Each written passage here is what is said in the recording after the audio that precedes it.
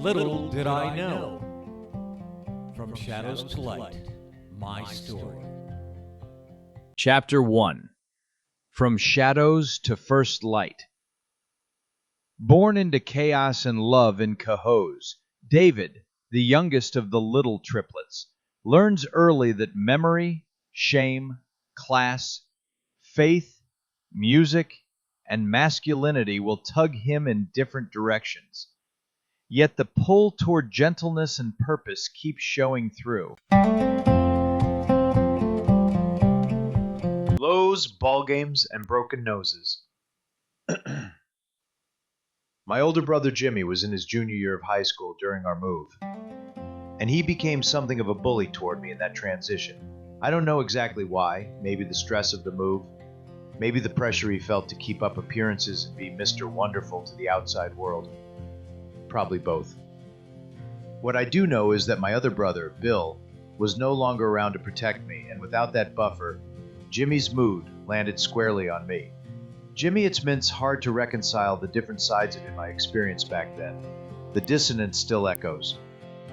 One moment, Jimmy would go out of his way to humiliate me physically, emotionally, relentlessly. The next, he'd be protective, even affectionate, like the older brother I wanted him to be.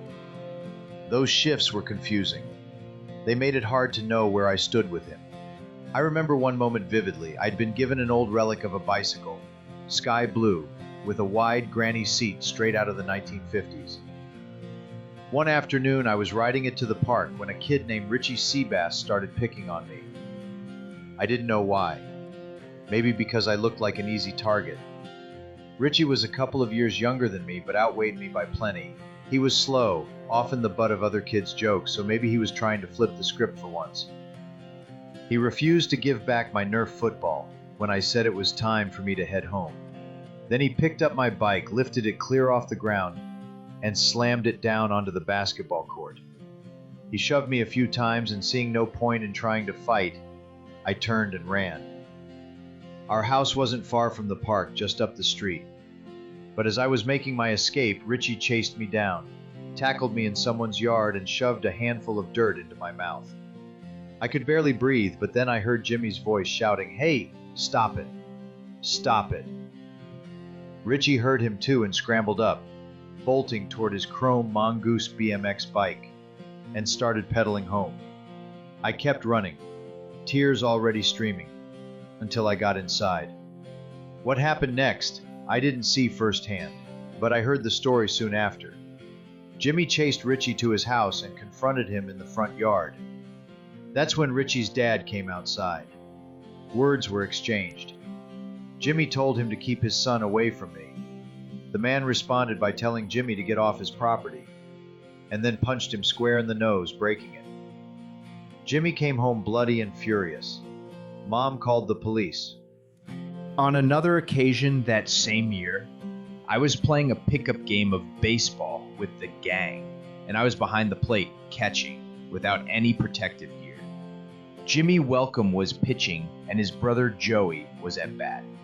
Swing and a miss. I returned the ball to the pitcher. On the next pitch, Joe swung the bat, connecting, and threw the bat behind him. The bat caught me in the right temple, knocking me out for a short time, maybe a minute, 2 at most. I was bleeding from the temple, and I came to hearing the fellas yelling, "Jimmy, your brother's been hurt!"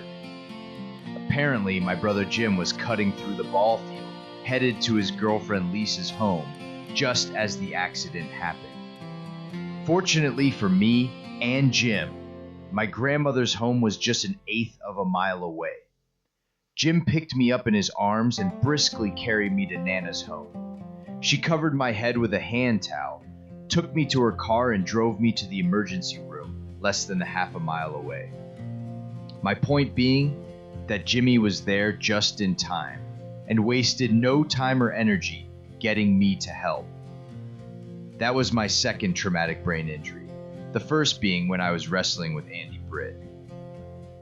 That was one version of Jimmy, the defender, the avenger, the impromptu hero. But there was another version I saw more often, the one who delivered titty twisters, Indian rope burns, and pink bellies without warning. He'd mock me with, "Who pulls Charlie's wagon?" and leave bruises that weren't always visible. But then, other days, he'd take me outside to shoot hoops or play catch. Once, he even brought me over to his girlfriend Lisa's house. In those moments, I felt like I was mattering to him. Looking back, I can't say which side of him was more real. Maybe both were, maybe neither. As for Bill, he came back from Germany after his discharge from the army and moved in with us for a brief time.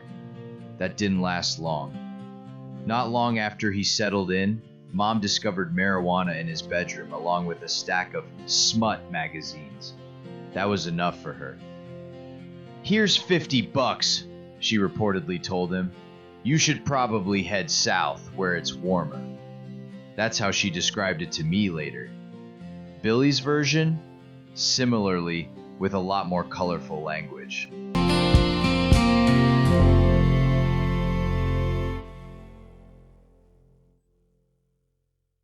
Thank you for spending this time with me, the Pussycat Wizard.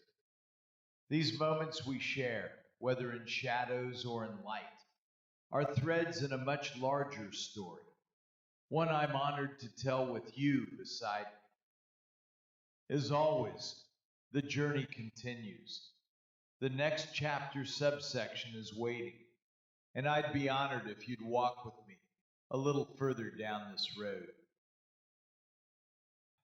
Until then, keep the wonder alive, and I'll see you in the next episode of Little Did I Know.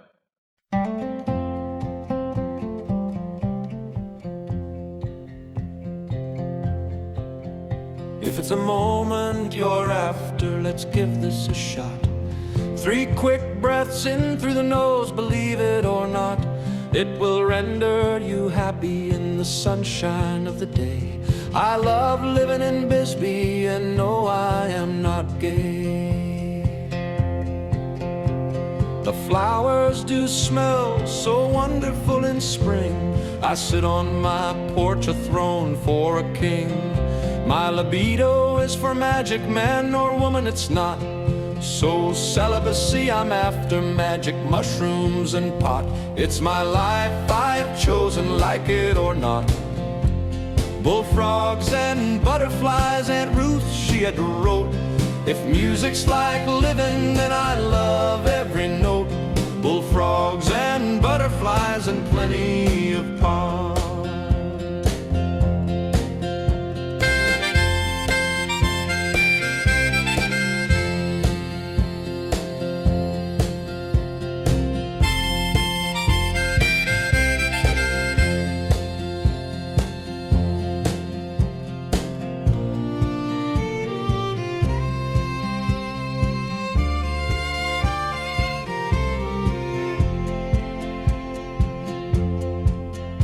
In the streets of Cohoes, where I call my home, with Sharon, Debbie, Doreen, James, and William, we all roam.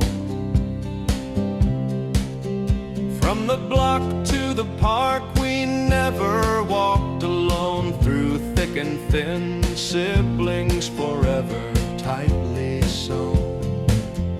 Playing ball in the playground under the summer sun, running through the alleys, feeling free and young where the Hudson River flows. We found our fun. Cohoes, the small town where childhood begun. I sit on my porch, a throne for a king. My libido is for magic, man or woman, it's not. So celibacy, I'm after magic mushrooms and pot. It's my life, I have chosen, like it or not. Bullfrogs and butterflies, and Ruth, she had wrote, like living, then I